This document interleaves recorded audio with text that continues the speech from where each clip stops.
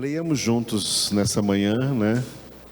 Pela última vez, por enquanto, o Salmo 119, do 97 ao 104. Vamos encerrar hoje este parágrafo. Né? Cujos 8 versículos em hebraico começam com a letra M. Aleluia. Então, leiamos juntos Salmo 97, ou melhor, Salmo 119, do 97 ao 104. Quanto amo a tua lei, é a minha meditação todo dia. Os teus mandamentos me fazem mais sábio que os meus inimigos, porque aqueles eu os tenho sempre comigo. Compreendo mais do que todos os meus mestres, porque medito nos teus testemunhos.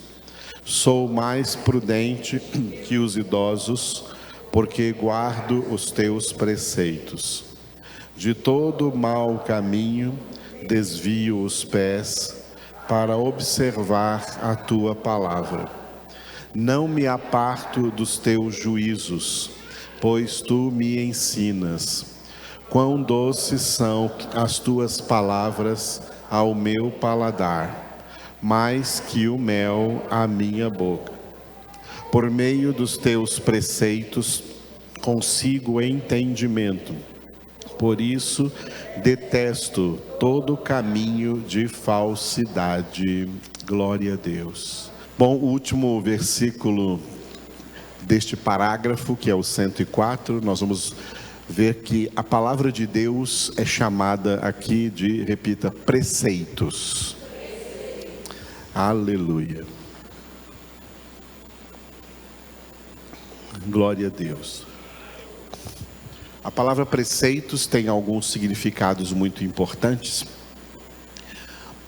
Um deles é que, usando a língua portuguesa, existe uma palavra que se tornou pejorativa em português, que é colocada aqui dentro dessa palavra com uma outra raiz. É a palavra preconceitos. Preconceito. Preconceito pode ser uma coisa pejorativa, mas pode não ser. Pode ser uma coisa boa e real. Quando preconceito é uma coisa negativa, preconceito é uma coisa errada, isso aí envolve, por exemplo, racismo, xenofobia ou qualquer tipo de preconceito sem causa, sem razão e sem justiça que alguém tenha contra alguma coisa. Mas, em suma, a palavra pré-conceito significa preconceitos, significa conceitos pré-concebidos, conceitos concebidos com antecedência, conceitos concebidos previamente. Antes de tudo acontecer, a pessoa já tem algum entendimento, já tem alguma consciência formada, já tem alguma sabedoria, porque recebeu conceitos, vamos usar uma outra palavra agora com conceitos preventivos. Conceitos preventivos. Esse é o significado da palavra preceitos. Preceitos são conceitos com os quais Deus previne os seus filhos e filhas, aqui na palavra, para que quando eles encontrarem na sua vida, nas suas circunstâncias, no mundo, qualquer coisa contrária aos conceitos que Deus previamente colocou em sua mente, em sua consciência, esses filhos e filhas de Deus saibam que essas coisas estão erradas.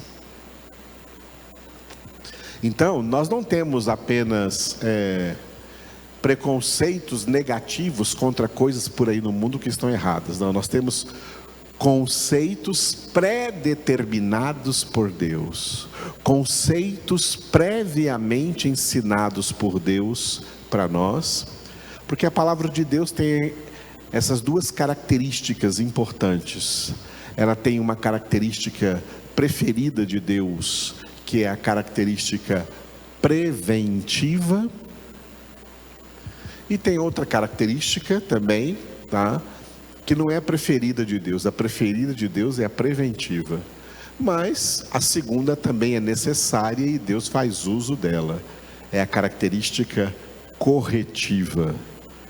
Preventiva, diga, preventiva e corretiva. A palavra primeiro previne. O que é prevenir? O que esse pré está fazendo aí? É o mesmo pré de preconceitos, é o mesmo pré de preceitos. Preceitos são conceitos que Deus quer que nós tenhamos pré-concebidos em nossa mente, tá? Para que quando chegar alguma coisa errada diante de nós, a gente já saiba previamente que isso não é de Deus. Eu não vou entrar nessa, porque isso aí não é de Deus, não está de acordo com os preceitos divinos estabelecidos por Deus, ok? Então, Deus ama a prevenção. Prevenção é algo muito bom. Teve um tempo atrás em que todo mundo gostava de ouvir o que eu chamo de testemunhos mirabolantes, né? Pessoas que se envolveram com grandes tipos aí de pecados, estiveram no profundo abismo do pecado, ou drogas, ou espiritismo, macumbaria, satanismo, prostituição, não sei o que mais, ou até mesmo crime, matou pessoas e assim por diante, pessoas terríveis.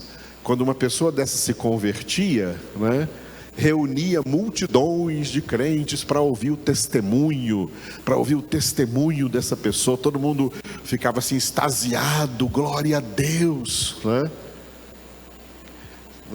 Aí, uma vez eu estava ouvindo um testemunho desse lá em São Paulo. Eu era solteiro ainda, e um terrível traficante lá disse que tinha se convertido, né? Depois ele voltou para o tráfico, já morreu no tráfico.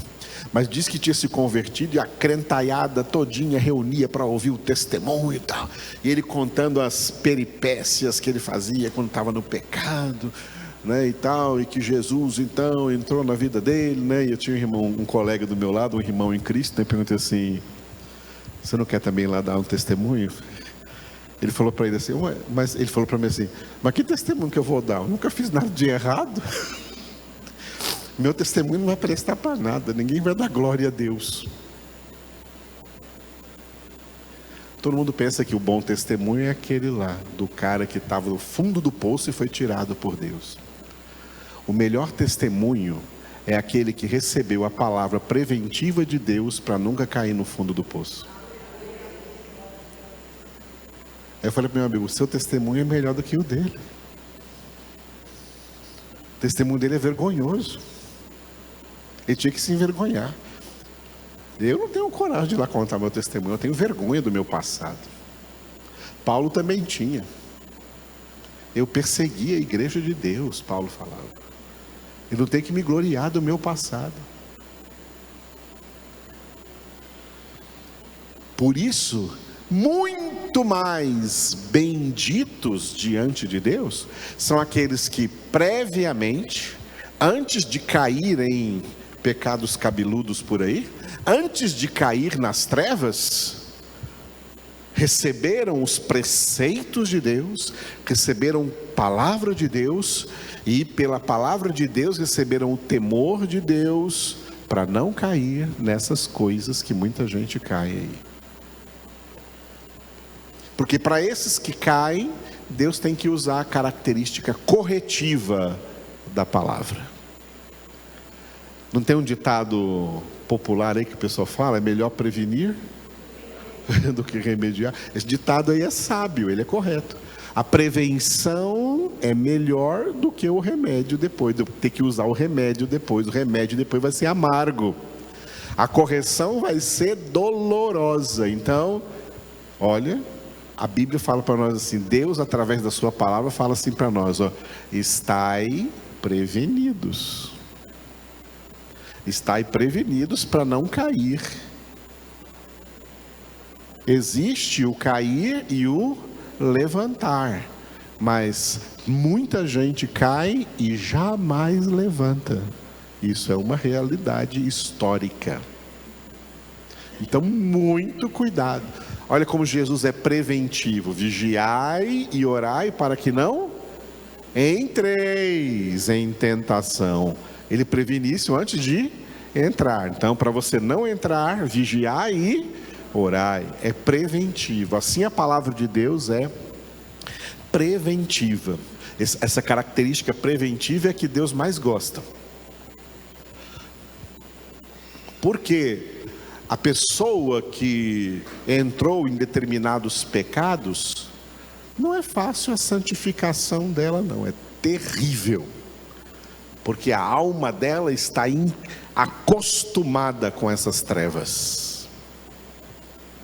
Mas aquela que nunca entrou em pecados sérios e começou a buscar a Deus logo, porque o conheceu logo cedo, benditos que conheceram a Deus logo cedo, né?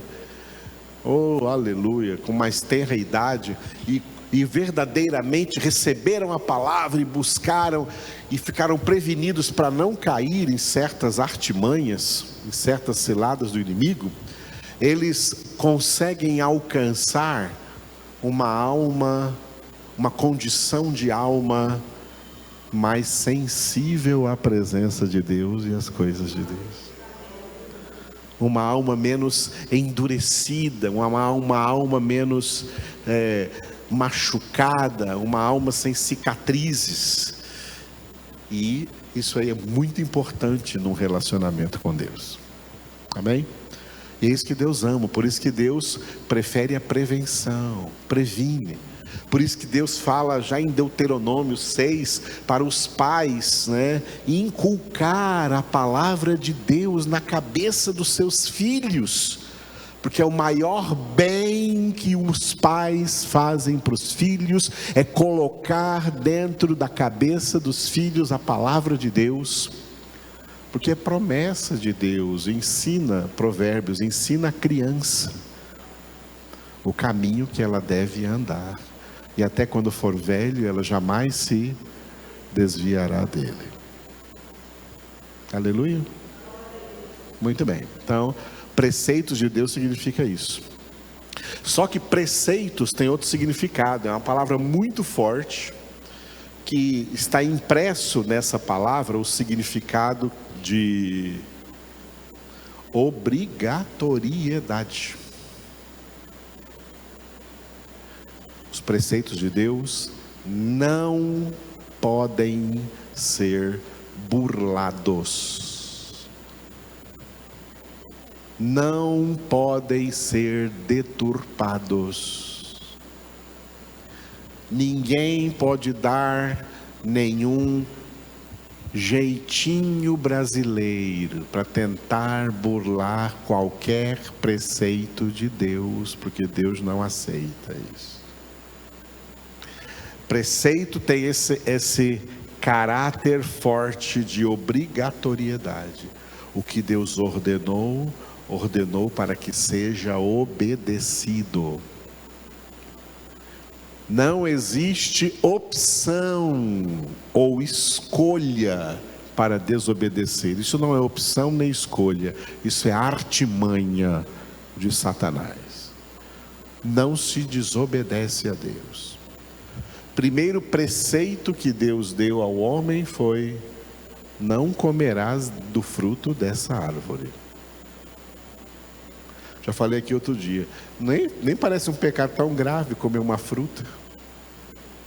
Só comer uma fruta. Mas Deus colocou esse preceito. Não podia ser burlado. Mas foi,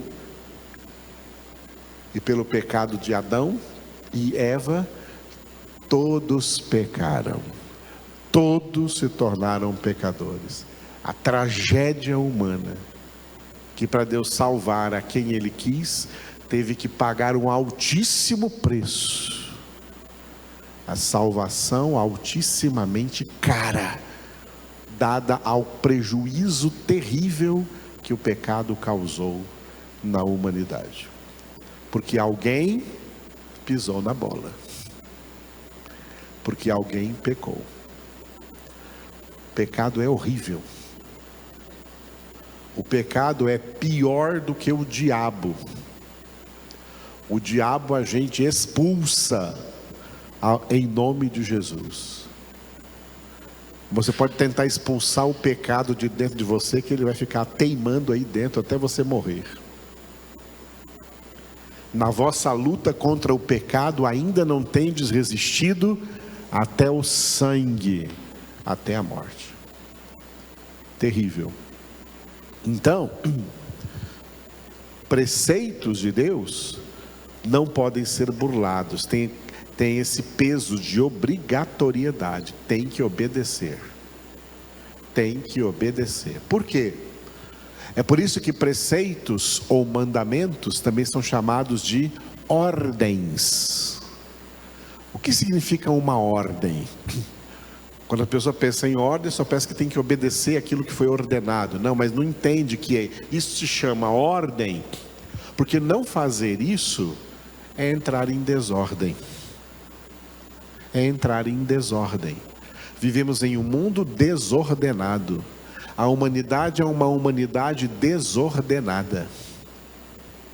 O que Deus manda, o que Deus ordena, colocaria, se todos obedecessem, colocaria tudo em ordem. Tudo em ordem. Bandeira do Brasil, escrito lá, ordem e progresso. Que mentira lascada. Tem ordem nenhuma aqui.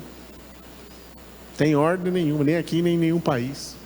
Estão todos desordenados, e por estarem todos desordenados, estão todos seguindo para a sua destruição final, no fim da grande tribulação, na guerra do Armagedon. As nações vão queimar. Não com esse foguinho que deu aí não, o fogão que vai queimar a terra toda. Porque não presta, o que as nações estão fazendo não presta. Como Davi disse, eu falei ainda, citei isso ontem aqui, como Davi disse no livro dos Salmos, as nações caíram na própria cova que elas mesmas abriram. A cova é o ateísmo. A cova que as próprias nações abriram foi o ateísmo, um estilo de vida sem Deus, um estilo de vida que não leva Deus em consideração, um estilo de vida que difama a Bíblia e não a obedece, não obedece os preceitos de Deus, não obedece às ordens de Deus. O mundo jaz no maligno, o diabo é o príncipe desse mundo, porque é o príncipe da desordem. Tudo estava em ordem no céu, até que a desordem misteriosamente nasceu, brotou no coração, na alma de um anjo. O pecado é desordem. A Bíblia diz que o nosso Deus é um Deus de ordem, porque Deus é santo. Santidade é ordem. Santificar a sua vida é colocar a sua vida em ordem, de acordo com a palavra de Deus. Nada em desacordo com a palavra, para serem santos e irrepreensíveis diante dele. Já pensou você sendo irrepreensível diante de Deus? Deus chegar para você assim: deixa eu falar com você uma coisinha aqui, meu querido, meu filhinho, minha filhinha. Eu estou olhando para você, eu estou muito alegre, eu, Deus, estou muito alegre, porque eu, Deus, estou olhando para você e eu vejo tudo e não estou vendo nada mais para te repreender. Isso é ser irrepreensível. Você já está assim? Então, por isso é que temos que perseverar na nossa santificação, sem a qual ninguém verá o Senhor. Os parâmetros para que essa santificação aconteça são os preceitos de Deus. Amém? Os preceitos de Deus são os parâmetros. Entra, encaixa a sua vida nesses parâmetros e você vai santificando a sua vida de acordo com a palavra de Deus. É a palavra o instrumento da santificação.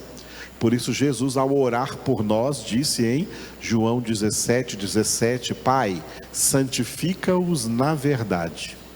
A tua palavra é a verdade. Muito bem, diga de novo preceitos. Hoje então terminamos esse parágrafo do 97 ao 104 com o versículo 104, cujo título dele hoje é, diga, entender a palavra.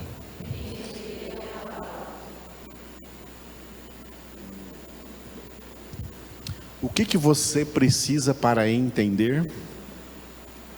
Duas coisas. Para entender a palavra, você precisa de duas coisas. Uma é natural e a outra é sobrenatural. Você precisa das duas. Só a sobrenatural não vai dar, por mais sobrenatural que seja. E também só a natural, impossível sem a sobrenatural. Para entender a palavra, você precisa de duas coisas. Uma é natural e a outra é sobrenatural. A natural, por isso que chama natural, por natureza, todos nós já ganhamos de Deus. Já recebemos de Deus. Chama-se inteligência. A todos nós Deus deu inteligência. A todos nós Deus deu uma alma intelectiva, uma alma racional, uma alma que pensa, uma alma pensante. Deus nos deu uma mente. E um versículo único na palavra, Romanos 12:2, coloca a mente como o segredo para a nossa santificação. O segredo da nossa santificação está na renovação da nossa mente. A mente é o elemento natural para entender. Quem não tem, quem não usa sua mente não vai entender, tá? A mente é o elemento natural que Deus já nos deu para entender. Deus dotou-nos com uma mente inteligente. E a inteligência é a capacidade de adquirir conhecimento. E pelo conhecimento nós adquirimos entendimento. Pela inteligência adquirimos conhecimento, pelo conhecimento adquirimos entendimento. Então, duas coisas você precisa para adquirir esse entendimento da palavra de Deus. Uma você já tem, é a natural. Tá? Todo mundo é inteligente. Não existe uma pessoa mais inteligente do que a outra. Todos são igualmente inteligentes. O que existe são pessoas que ainda não descobriram que são inteligentes. O que tem ainda é pessoas que não começaram ainda a usar a inteligência que Deus deu, está lá guardada. Bom, é claro que naturalmente também existe o coeficiente, né? Coeficiente intelectual, QI, famoso QI, que de pessoa para pessoa pode variar, mas todo mundo tem um QI suficientemente necessário para entender muitas coisas. Ok? Isso é o natural. Isso é o elemento natural que nós precisamos usar para entender.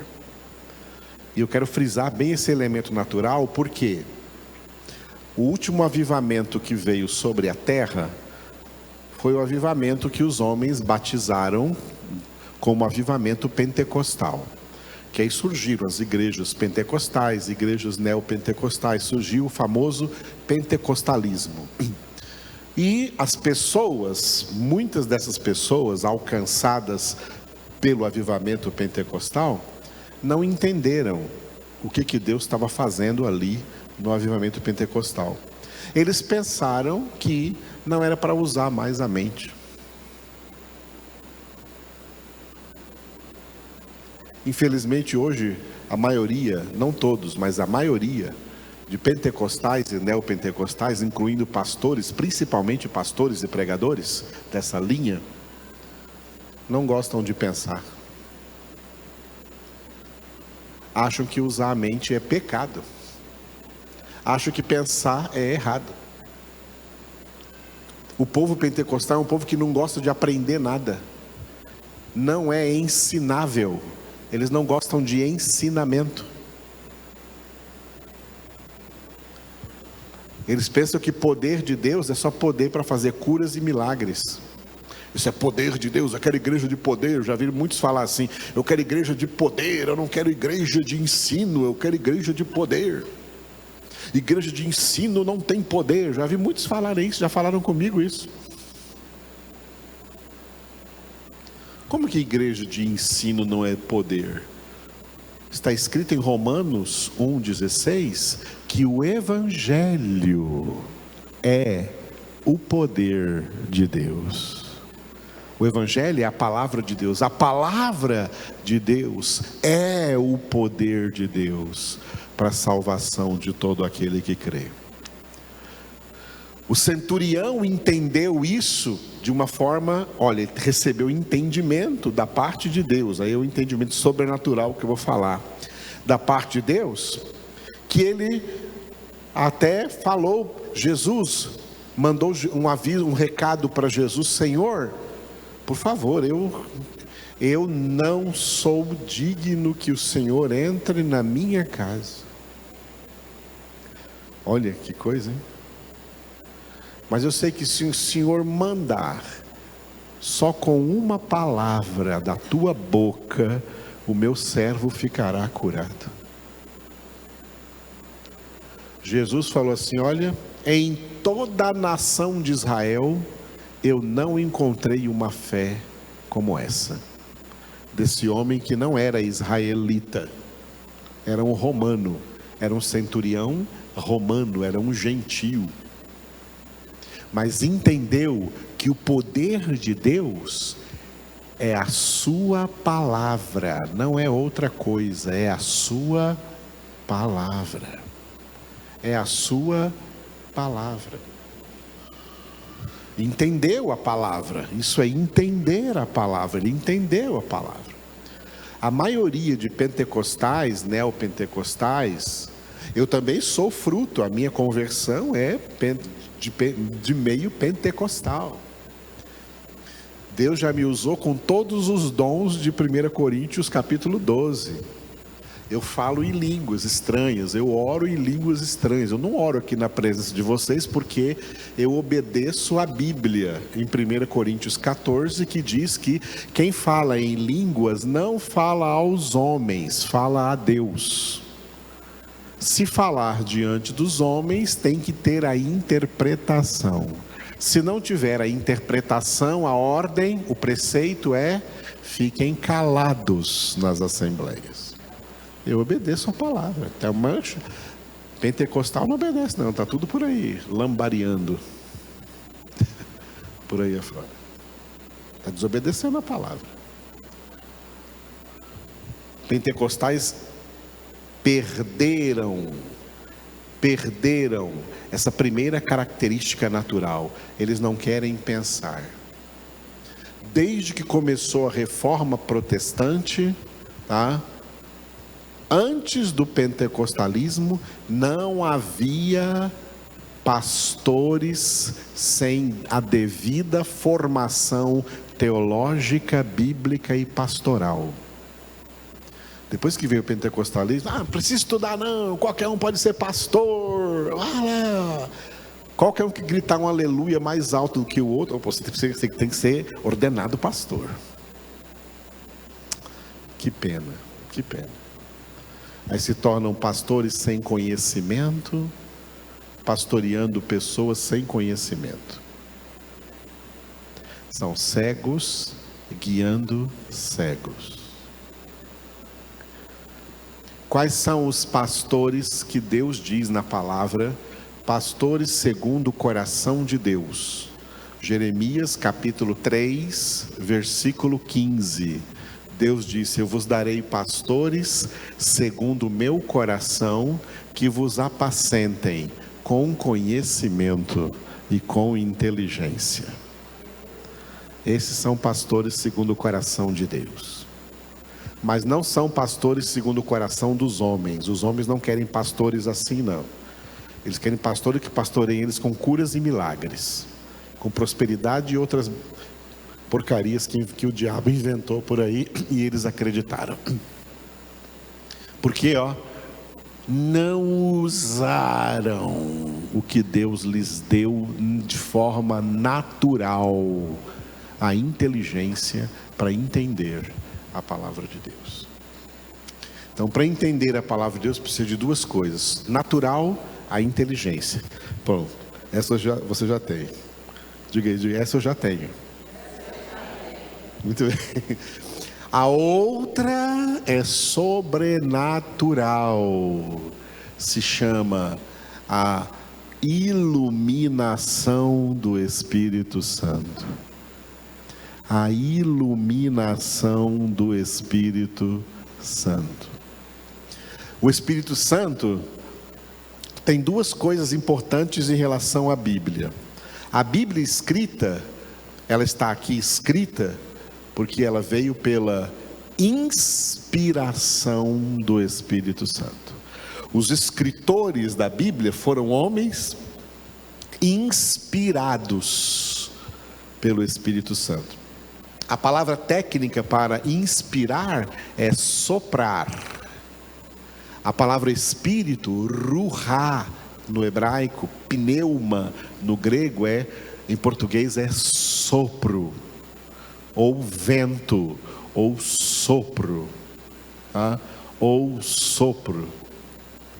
O Espírito Santo soprou as Escrituras na mente, na alma, no coração dos escritores, começando de Moisés com o Pentateuco e terminando com o apóstolo João no Apocalipse. Eles foram inspirados, por isso Paulo, um desses inspirados a escrever 13 cartas, na segunda carta a Timóteo, capítulo 3, versículo 16, ele disse: toda a escritura é inspirada por Deus. A inspiração foi para revelar as escrituras. Elas estão reveladas e escritas. Agora nós precisamos entendê-las. Precisamos entender. Para entender as escrituras, o mesmo Espírito que as inspirou ilumina as nossas mentes. A iluminação é o elemento sobrenatural, iluminando o elemento natural, para que nós entendamos a palavra de Deus. Amados, isso é tão sério, que eu vou dizer para vocês uma verdade, que flui daqui, da palavra de Deus. Sem esse entendimento, ninguém entra no céu. Sabe por quê? Sem santificação e sem o entendimento, ninguém tem santificação. Sem o entendimento, ninguém se santifica. Porque para se santificar, você tem que saber exatamente o que você tem que fazer. Você tem que entender exatamente o que você tem que fazer. Você tem que entender exatamente como que você tem que viver. E você só pode entender isso entendendo a palavra de Deus. Por isso que a santificação é na palavra. Santifica-os na verdade. A tua palavra é a verdade. Por isso, amados, olha, de nada adianta ter por aí megas igrejas lotadas de gente, mas gente sem entendimento. O apóstolo Paulo lamentou muito em Romanos capítulo 16, dizendo que o povo de Israel, eles têm zelo por Deus, mas é um zelo sem entendimento. E esse zelo sem entendimento faz com que eles tenham perdido Jesus, perdido salvação. Judeu não tem salvação, não tem Jesus. Fora de Jesus não há salvação. Em nenhum outro há salvação, porque debaixo do céu nenhum outro nome foi dado entre os homens, pelo qual importa que sejamos salvos.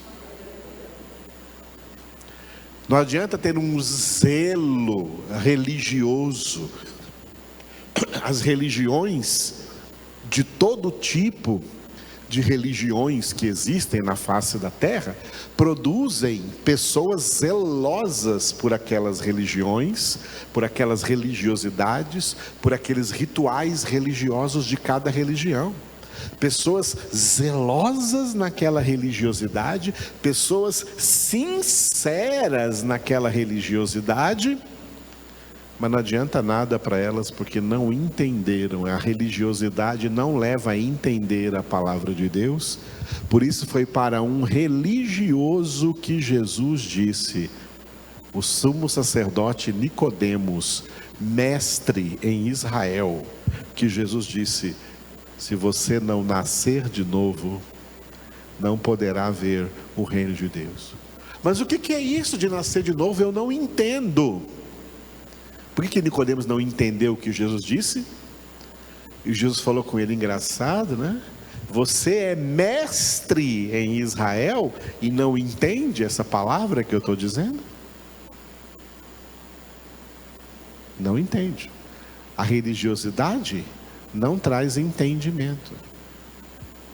De nada adianta um monte de crentes religiosos apegados à sua religiosidade, seja uma religiosidade pentecostal ou qualquer outra religiosidade de qualquer tipo desenvolvida aí no meio protestante, sem o entendimento. A religiosidade, ela substitui o entendimento. O entendimento, sabe o que ele faz? Ele destrói a religiosidade, porque a religiosidade não vale nada. A religiosidade existe onde não há entendimento. Quando o entendimento chega, a religiosidade é descartada. Pior do que como lixo. Sabe como ela é descartada? Ela é descartada como esterco. Foi o que Paulo disse, de toda a religiosidade que ele tinha, Filipenses capítulo 3, e ele se vangloriava de toda aquela religiosidade, mas ele descartou aquilo tudo em troca do sublime conhecimento de Cristo Jesus. A sublimidade do conhecimento de Cristo. Ele entendeu a palavra de Deus, e ao entender a palavra de Deus, toda a religiosidade que ele tinha foi destruída, para ele se tornar verdadeiro filho de Deus, homem de Deus, servo de Deus, servo de Cristo. É a mesma coisa conosco, amados.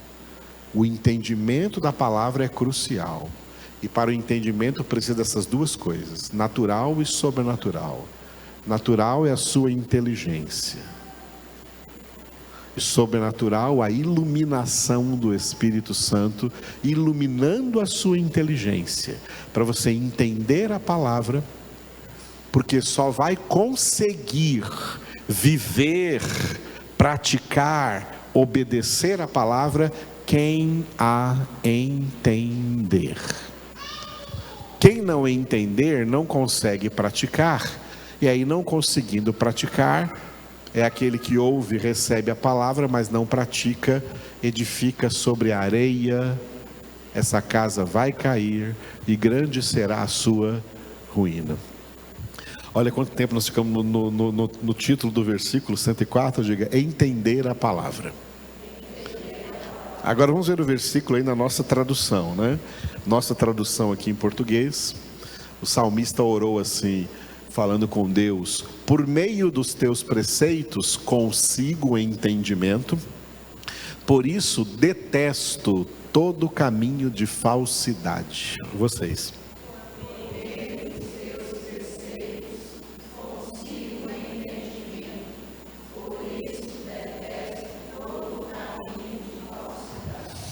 Aleluia, muito bem.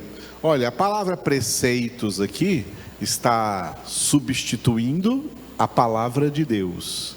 Então vamos ler de novo assim, ó. Escuta como é que eu vou ler, ó. Por meio da tua palavra consigo entendimento, por isso detesto todo caminho de falsidade. Vocês.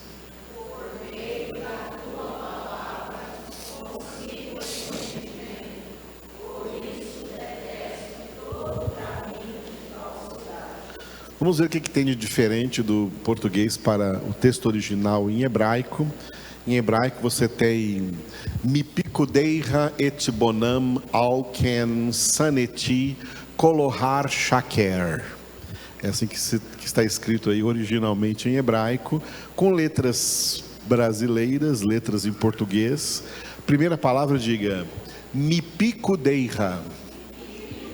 Aqui está legal, ó. Dos teus preceitos, ou a partir dos teus preceitos, tá?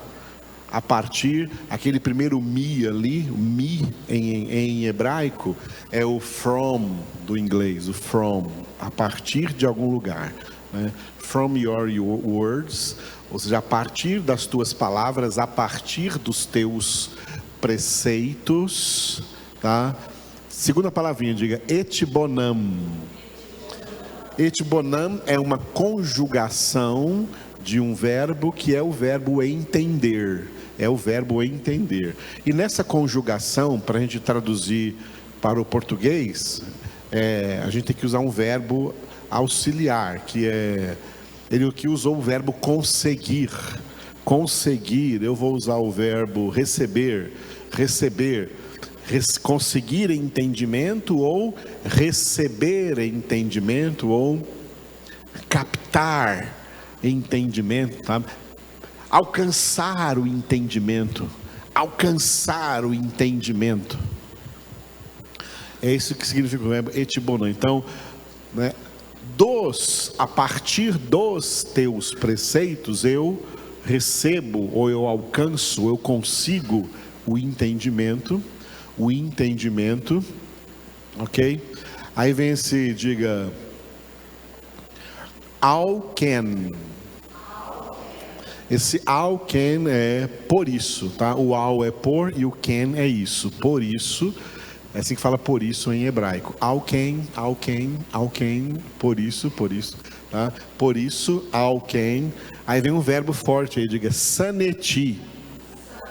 Saneti é eu odeio. Saneti é eu odeio, né? Na nossa tradução em português, né, colocou um pouquinho mais leve, eu detesto, né? Eu detesto. Esses dias alguém colocou aí no Facebook, né, uma palavra sobre o tanto de divórcios que existe no mundo, né, aí, hoje em dia. Aí eu citei uma palavra, né, sem citar Malaquias, sem citar o texto, só coloquei a frase: Deus odeia o divórcio. Aí alguém, né, não sei de onde, que lugar aí, falou comigo, ele tem o nome dele aqui no meu celular. Edivaldo Assunção, meu nome estava lá, né? Edivaldo, eu acho que falar que Deus odeia é forte demais, né? Acho que não, é uma palavra que não cabe muito aí para Deus, né? Que Deus odeia, né? Acho que a gente poderia dizer assim, que Deus não aprova, né, o divórcio. Aí eu respondi para ele assim: meu querido irmão, né? Eu sinto muito, mas eu sei que é chocante, mas o que está escrito, né, em Malaquias capítulo 2, versículo 16, no texto hebraico original é que Deus odeia o divórcio. Essa é a palavra bíblica que está ali escrita.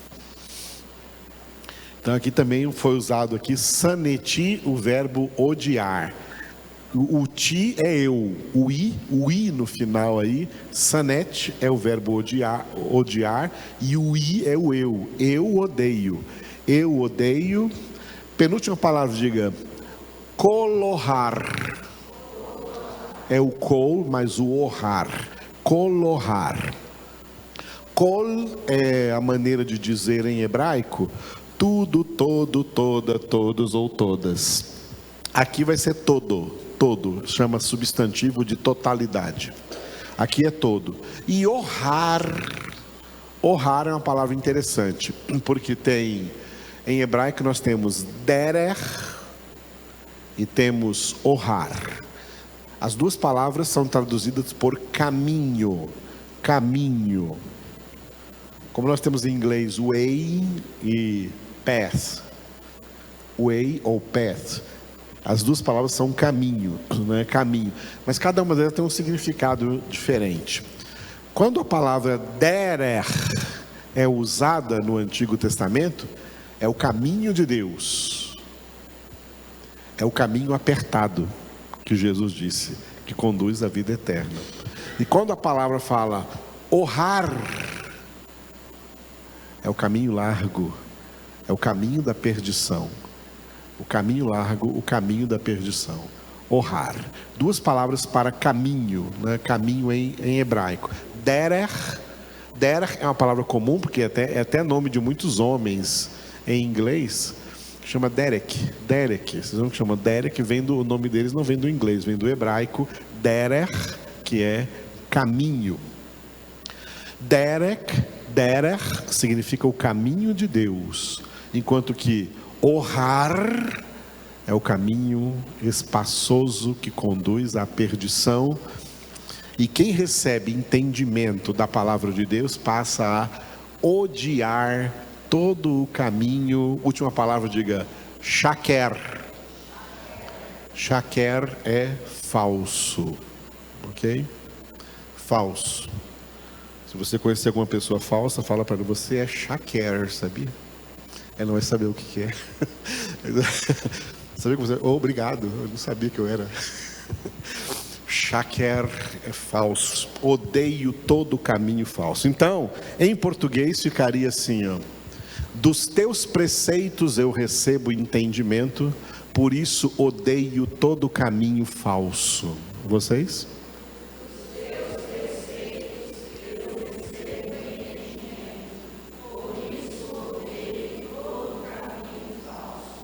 Agora mais uma vez, substituindo aí teus preceitos por tua palavra. Então, ó, da tua palavra eu recebo entendimento, por isso odeio todo caminho falso. Vocês?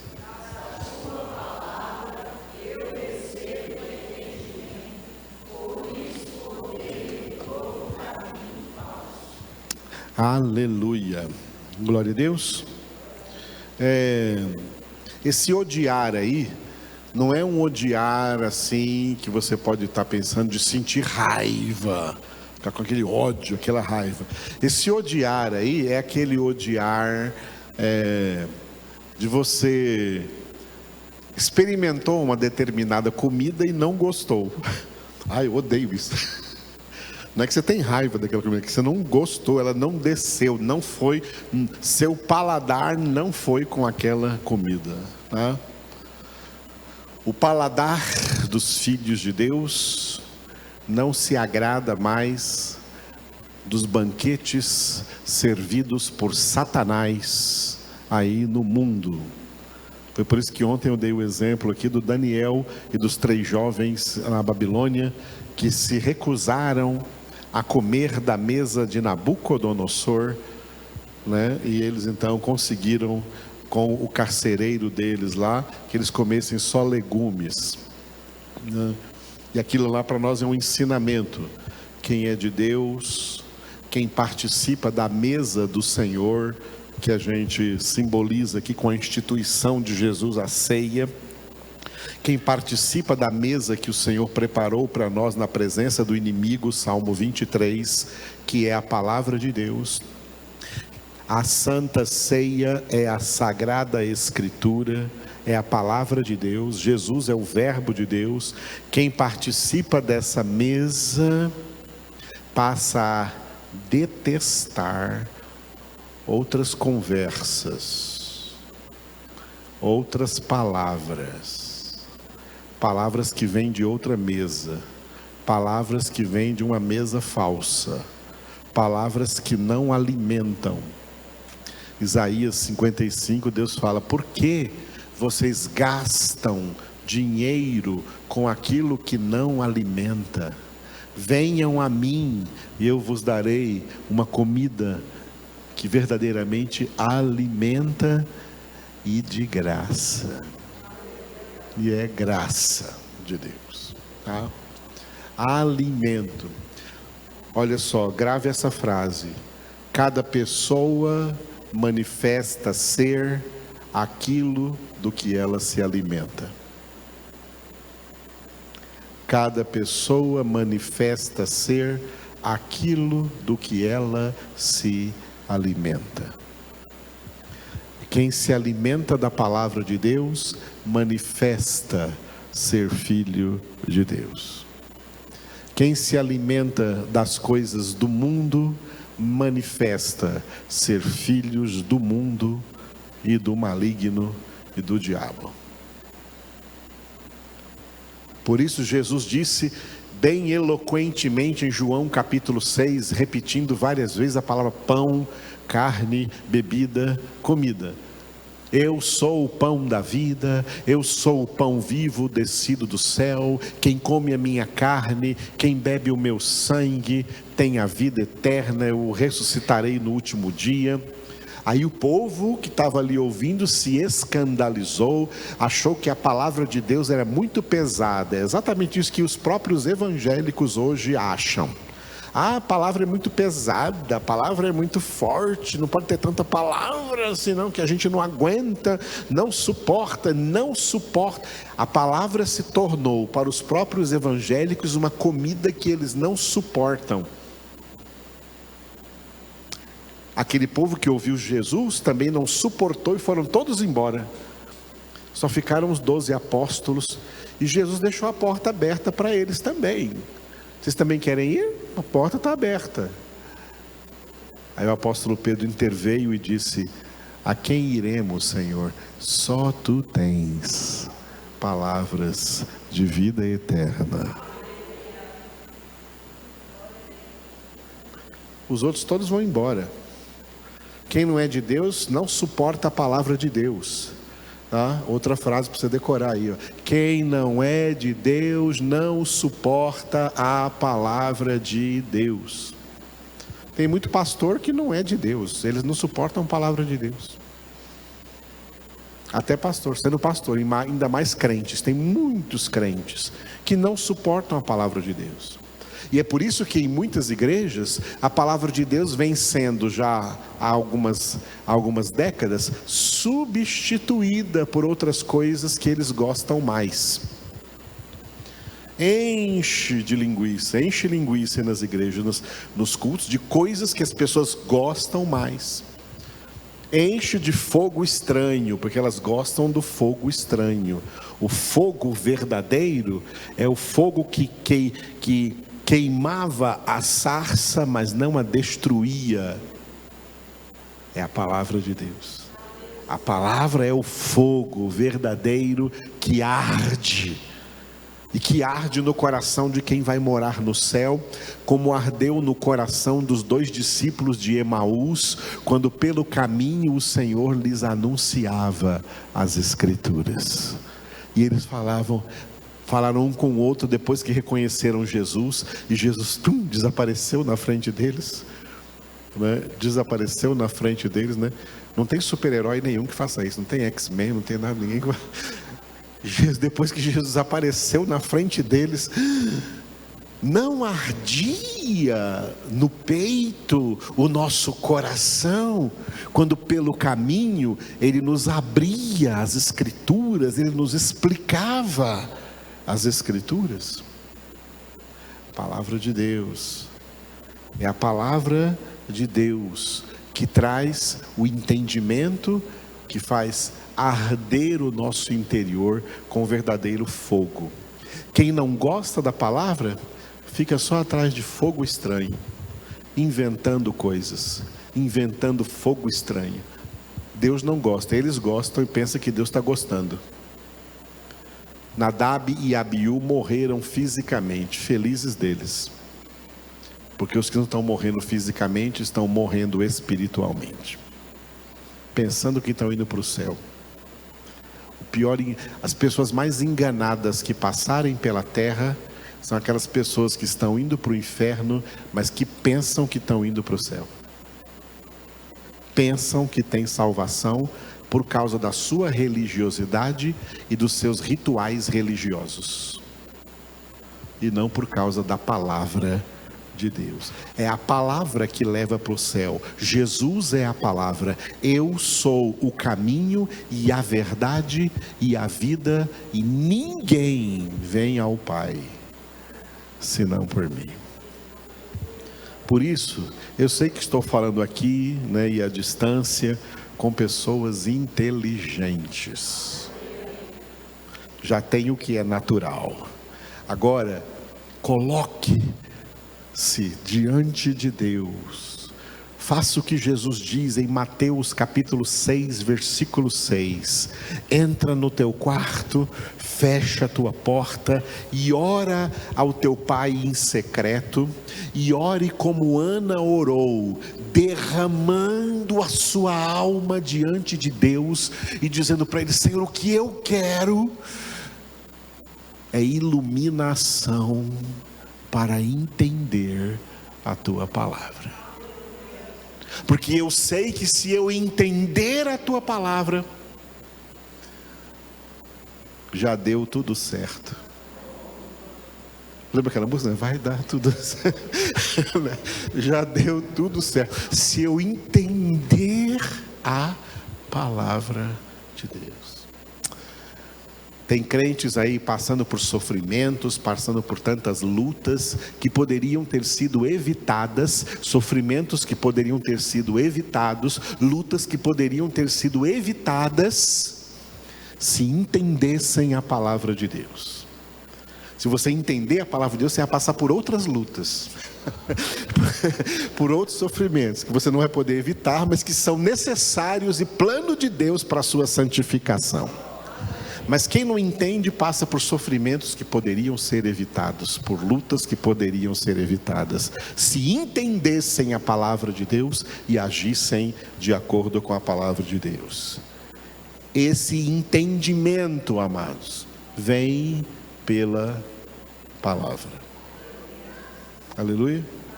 Esse entendimento vem pela palavra. De vez em quando alguém pergunta para mim assim: pastor, o senhor teria algum livro para me indicar, para eu entender melhor? Eu tenho 66 livros para indicar para você. Está aqui, 66 livros para você entender melhor. É na palavra que Deus se revela, que o Espírito Santo se revela.